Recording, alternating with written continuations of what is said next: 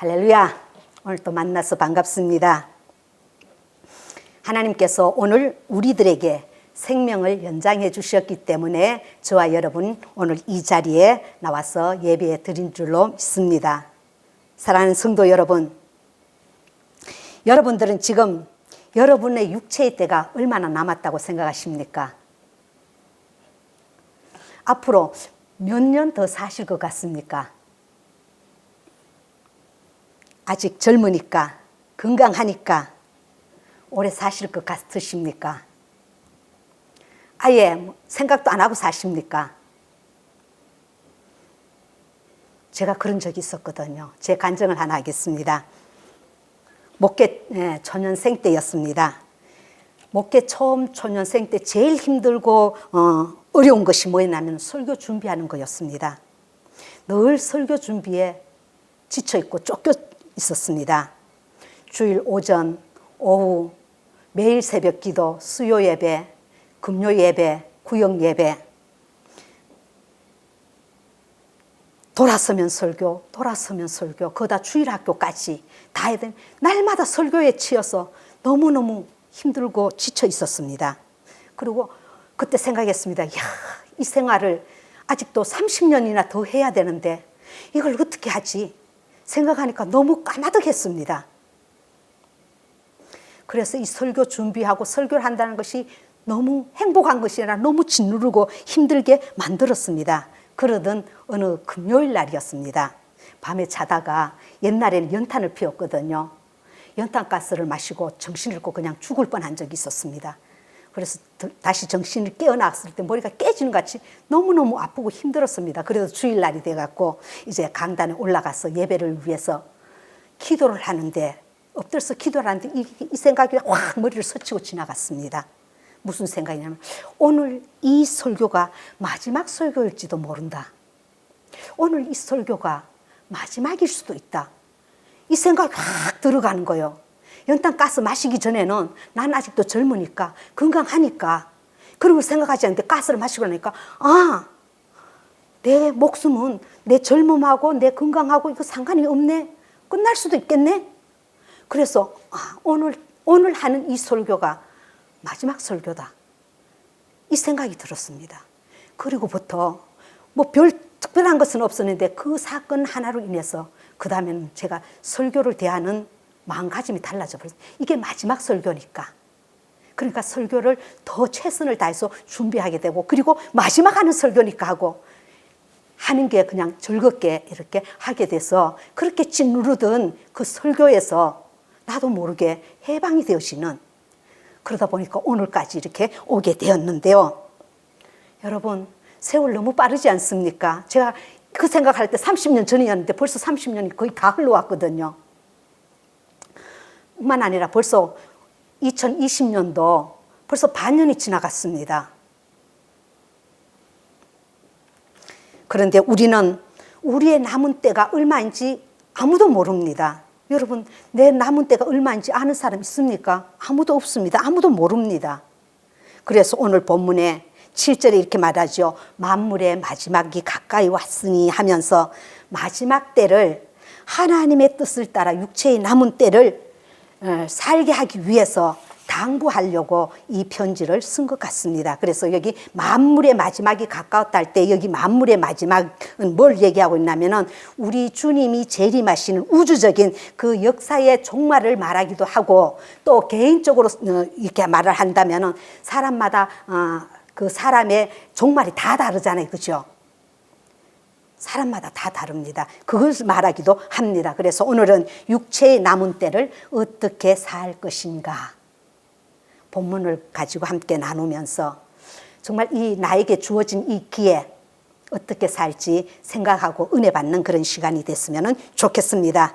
베드로는 흩어져 있는 성도들에게 오늘 1절에 이렇게 말하고 있잖아요. 그리스도께서 이미 육체의 고난을 받으셨으니 너희도 같은 마음으로 갑옷을 삼으라. 너희도 같은 마음으로 어떻게 살아내냐면 그 예수님처럼 고난을 받은 그 예수님처럼 그런 마음의 갑옷을 입고 살아라 그랬거든요. 왜요? 이는 육체의 고난을 받은 자는 죄를 그치게 해줬거든요. 육체의 고난을 받은 자가 누굽니까? 예수님이시죠. 예수님이 육체의 고난, 십자가의 죽음을 당하셨습니다. 예수님의 이 육체의 고난, 십자가의 죽음으로 죄가 그쳤습니다. 죄를 종식시켰습니다. 죄를 끝내버린 것입니다. 할렐루야. 여러분, 예수님의 육체의 고통을 통해서, 고난을 통해서 죄를 종식시켜 주셨습니다. 그리고 우리에게는 용서의 은혜를 베풀어 주셨습니다. 육체의 고난을 받은 자는 죄를 그쳤음이니 이렇게 십자가로 죄 용서를 해 주셨다, 이 말인 것입니다. 이렇게 예수 그리스도의 육체의 고난을 통해서 그 결과는 구원을 얻은 것이죠. 구원을 얻은 자, 십자가의 은혜를 덧입은 자는 어떻게 살아야 되는가? 더 이상 죄와 타협하면 안 된다는 거예요. 그래서 1절 중간에 너희도 같은 마음으로 갑옷을 입으라. 왜? 이미 우리 주님, 내가 주님을 믿으면 주님이 내 죄를 끝내줬기 때문에, 종식시켜줬기 때문에 더 이상 죄에 매여서 죄와 타협하며 살 수 없다는 것입니다. 그래서 우리도 죄를 종식시키는, 끊는 그런 삶을 살아가야 하는 것입니다. 그래서 그리스도의 고난에 기꺼이 참여하는 자리로 그 마음의 무장, 같은 마음으로 갑옷을 입어야 될 줄로 믿습니다. 그렇다면 과연 우리가 무엇을 어떻게 마음의 무장을 할 수 있겠습니까? 오늘 두 가지로 말씀을 해놓고 있잖아요. 처음에는 사람의 정욕을 따르지 말라 그랬습니다. 그 다음에는 하나님의 뜻을 따라 살라고 이렇게 부분을 나누어서 볼 수가 있습니다. 그러면 사람의 정욕이 도대체 뭐냐? 사람의 정욕은 순전히 그 타락한 세상과 악한 인간의 본성을 말하고 있는데, 우리가 쉽게 보면은 사람의 정욕은 밑에 3절에 그렇게 말해놓습니다. 너희가 음란과 정욕과 술 취함과 방탕과 향락과 무법한 우상 숭배, 그 이방인의 뜻을 따라서 살아갔던, 그러니까 육체의 본능을 따라서 살아갔던 그 삶이 사람의 정욕인 것입니다. 너희들은 죄가 끝났어. 이제 끝난 은혜를 입은 자, 십자가의 은혜를 입은 자, 용서받은 자는 옛날 우리가 하나님 모를 때 이방인처럼 살던 그런 삶은 이제는 지나간 것으로 족하다. 이제 그렇게 살지 말라는 거예요. 그러면은 그건 족하게 여겨. 그러면 이제 어떻게 살아야 되느냐? 하나님의 뜻을 따라서 살아야 한다 그랬습니다. 그냥 사람의 정욕, 나 이렇게 하지 않아야지 하고 이렇게 소극적으로 사는 것이 아니라 아주 적극적으로 마음의 무장을 해야 되는데, 그 마음의 무장을 하는 것이 오늘 7절부터 11절에 우리가 구체적으로 그렇게 살아가는 것인데요. 에베소서 4장 22절에서 24절에 이렇게 말합니다. 너희는 유혹의 욕심을 따라 썩어져가는 구습을 따르는 옛사람을 벗어버리고 오직 너희의 심령이 새롭게 되어 하나님을 따라 의와 진리의 거룩함으로 지으심을 받은 새 사람을 입으라 했습니다. 그럼 구체적으로 하나님의 뜻을 따라 사는 삶이 무엇인지 우리 한번 7절부터 한 절 한 절 같이 나누도록 하겠습니다. 하나님의 은혜를 받고 용서를 받은 자들은 육체의 남은 때를 예수님처럼 살면 됩니다. 그래서 첫째가 뭐냐면 기도하라 그랬죠. 만물의 마지막이 가까이 왔으니 그러므로 너희는 정신을 차리고 근신하여 기도해라. 우리 지금 기도할 때입니다. 우리 기도합시다. 기도했으면 좋겠습니다.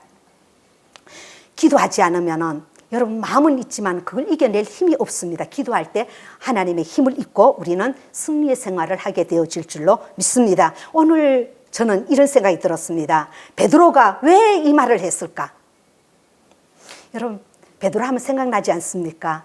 예수님이 겟세마네 동산에서 그러잖아요. 시험에 들지 않도록 깨어 기도하라 그랬는데요. 베드로는 기도하지 않습니다. 기도하지 않고 졸다가요. 예수님을 모른다고 부인하고 도망갔습니다. 그런 자신의 실패를 뼈저리게 깨달았기 때문에 여러 가지 시련과 시험과 고난 앞에 직면해 있는 이 흩어져 있는 성도들에게 그 신앙을 잃지 않고 승리하는 삶을 살게 하는 것은 다른 거가 되는 것이 아니고 기도하는 길밖에 없는 것을 알았기 때문에 기도하라고 이렇게 권면하고 있는 것입니다. 이 당부는요, 기도하라는 당부는 예수님이 겟세마네 동산에서 베드로에게 여러 번 당부하신 그런 말씀이시죠. 시험에 들지 않게 깨어 기도하라. 마음은 원이로되 육신이 약하도다. 어찌하여 자느냐. 시험에 들지 않게 일어나 기도하라고 이렇게 주님은 겟세마네 동산에서 그렇게 당부를 하셨습니다. 여러분, 기도하지 않으면 마음은 원하지만은 육신이 약해 넘어집니다. 마음은 그게 아닌데 그 현실 앞에 넘어지게 되어지는 것입니다. 마지막 유월절 만찬석이었죠. 유월절 만찬석에서 예수님께서 제자들을 둘러보시면서 그런 말씀을 하십니다. 오늘 밤에 너희가 나를 다 버릴 것이라고. 그리고 베드로에게는 오늘 밤 닭 울기 전에 네가 3번 나를 부인할 것이라고 이런 예고를 합니다. 이 예고를 들은 베드로는요, 기분이 엄청 상했을 것 같아요. 아니 주님 무슨 그런 말씀, 이런 거거든요. 모든 사람이 다 주를 버릴지라도 나는 결코 안 버립니다. 내가 주와 함께 죽을지언정 주를 부인하지 않겠나이다. 내가 주와 함께 오게도 죽는데도 가기로 각오하였나이다. 주를 위해 목숨을 버리겠나이다. 호언장담했습니다. 왜? 그 당시는 그는 충분히 그럴 것 같았습니다. 그랬던 그가 여러분 참 몇 시간 또 지나지 않았어.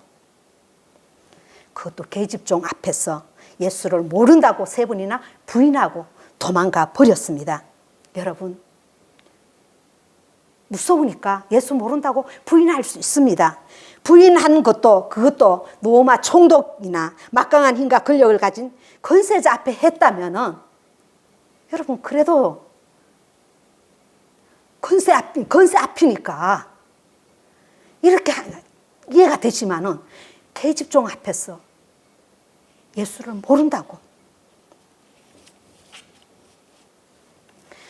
그럼 주와 함께 오게도 죽는데도 가기로 각오했다고 목숨 버리겠다고 했는 그 말이 뻥일까요? 아닙니다. 그건 주를 향한 베드로의 진심 맞습니다. 정말 그는 주를 위해서 그렇게 하고 싶은 마음이 꿀떡 같았습니다. 그러면 왜 저주하고 부인했고 도망갔습니까? 여러분, 이런 각오 결심 있어도요, 기도하지 않으면은요, 육신이 약해서 그 현장 앞에 서면은요, 넘어집니다. 이게 우리 인간이거든요. 시험 앞에 넘어집니다.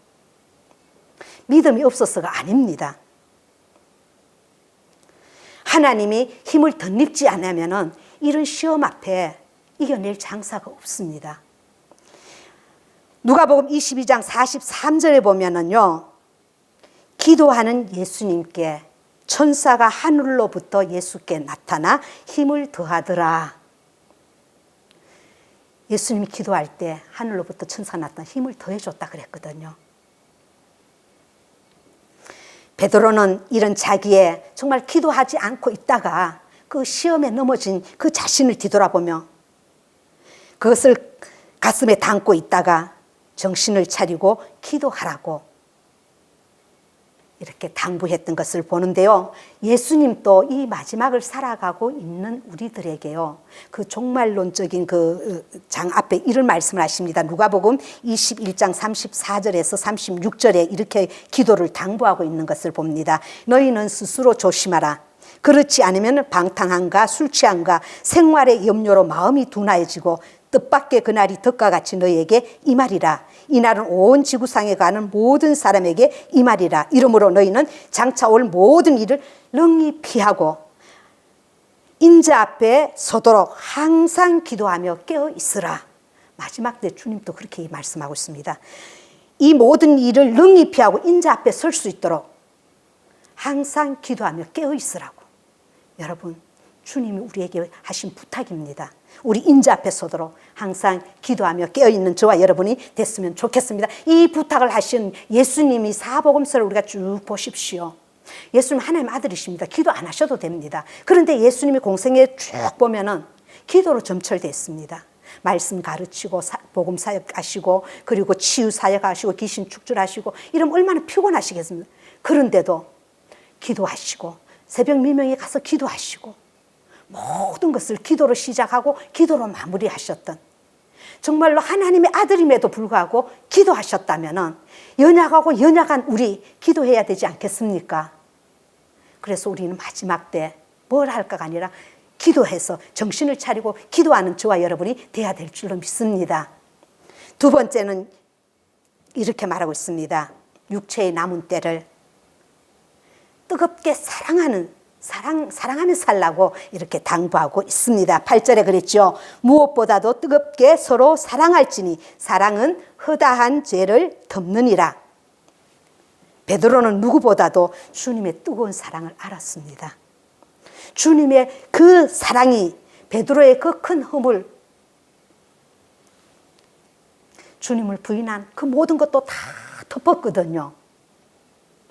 베드로는요, 누구보다도요, 주님의 그 큰 사랑을요, 느꼈습니다. 체험했습니다. 자기 이거 누구도 덮어줄 수 없는 것입니다. 그런데 주님은요, 다 덮으셨거든요. 베드로야, 너 나 사랑하느냐?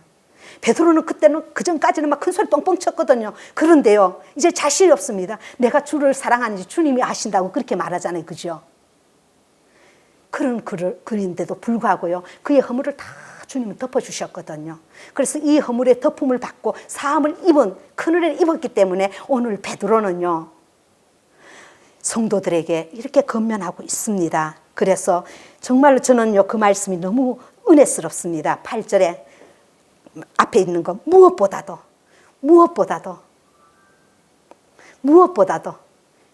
하자고요? 뜨겁게 사랑하자고요. 여러분, 무엇보다 뜨겁게 사랑합시다. 사랑하면 살아야 됩니다. 구원의 은혜를 입은 자라면은 우리는 사랑하는 일만 우리에게 있는 것입니다. 우리 미워할 특권 없습니다. 우리는 사랑해야 됩니다. 왜? 사랑을 입은 자니까. 그래서 베드로는 누구보다도 이 사랑을 입었기 때문에 무엇보다도 뜨겁게 사랑하자고, 그러면서 사랑은 허다한 허물을 어떤 것도 다 덮을 수 있다. 사랑은 다 덮는다 그랬습니다. 예수님께서도 우리에게 이렇게 말씀하시죠. 내가 너희를 사랑한 같이 너희도 서로 사랑하라고. 주님이 우리를 어떻게 사랑하셨습니까? 말로 사랑하지 않았습니다. 말과 혀로만 사랑하지 말자 그랬거든요. 행함으로 하자 그랬는데 주님은요, 그 십자가는 주님이 우리를 사랑한 증거인 것입니다. 우리가 의로워서 우리가 뭔가 잘해서 구원받을 만한 그게 돼서 한 것이 아니었습니다. 로마서에 보면 우리가 아직 죄인 되었을 때, 원수 되었을 때에 십자가에 죽어주심으로 하나님의 사랑을 나타냈다 그랬거든요. 그거로 인해서 저와 여러분이 여기에 있는 줄로 믿습니다. 사랑의 구체적인 행위는 실천 방안이 9절에서 말씀을 하고 있는데, 서로 대접하기를 원망 없이 하라. 이 손님 대접의 그 의무는 신약 성경에 여러 번 거듭해서 그리스도인들에게 요청하고 있는 그 요구되는 말씀인 것입니다. 로마서 12장 13절에도 보면은 성도의 쓸 것을 공급하며 손 대접하기를 힘쓰라고 그랬고, 디모데전서 2장 3절, 디도서 1장 8절에도 감독을 세울 때 어떤 자를 감독을 세우는 나그네 대접하기를 좋아하는 자를 이렇게 감독자로 지도자로 세우라 그랬습니다. 그리고 히브리서 13장에도 보면은 손님 대접하기를 잊지 말라. 손님 대접하는 거 잊지 말라. 이로써 부지 중에 천사들을 대접한 이들이 있었다. 이렇게 말씀을 하고 있습니다. 우리 주님의 사랑을 입은 자들은 우리 대접하는, 왜? 주님이 먼저 1절 우리에게 대접해 주셨거든요. 자격이 안 됨에도 불구하고 우리를 영접해 주신 그런 분이십니다. 그렇기 때문에 우리 이렇게 대접하는 그런 자가 돼야 될 줄로 믿습니다. 그리고 사랑의 또 구체적인 방안으로서는 선한 봉사를 할 때, 사랑을 하고 봉사를 하고 섬길 때에 그 자세는 청지기의 자세여야 한다는 것을 오늘 10절에 말하고 있죠. 각각 은사를 받은 대로 하나님의 각양 은혜를 맡은 선한 청지기 같이 서로 봉사하라고 했습니다. 하나님은 우리 각자에게 은사들을 주셨습니다. 주신 은사가 다 다릅니다. 사람마다 다 달라요. 같은 거 없습니다. 이런 은사를 가지고 우리는 하나님이 우리에게 이것 하라고 맡겨주셨습니다. 그래서 봉사를 하되 청지기같이 해라 그랬는데, 여기 청지기는 뭐냐면은 주인의 것을 맡아서 관리하는 그런 사람이 청지기인 것입니다. 그러므로 내게 맡겨준 모든 것이 내 것이 아니고 하나님의 것, 주님의 것입니다. 우리 주님도요, 정직의 모본이 되셨잖아요. 내 뜻대로 마옵시고 아버지의 뜻대로 하셨거든요. 우리의 신앙의 모델인 주님이 그렇게 하셨다면 우리도 무엇을 하든지 내 뜻이 아니고 주인의 뜻을 쫓아서 해야 될 줄로 믿습니다. 주님이 우리에게 건강을 주셨고 재능을 주셨고 모든 우리가 지금 가지고 있는 이 모든 것을 주셨습니다. 그래서 주셨을 때 주님이 쓰자고 할 때에 내놓을 줄 알아야 됩니다. 내놓고도 내가 했네, 내 박수, 내 영광, 내 인정 이렇게 받으려고 하면 안 됩니다. 11절에 보십시오. 정직의 자세는 이렇게 합니다. 하나님의 공급하시는 힘으로 하라 그랬습니다. 하나님이 공급하시는, 하나님께서 내게 이걸 주셨기 때문에 내가 했습니다. 그래야 하나님이 영광이 되지. 내가 했다라고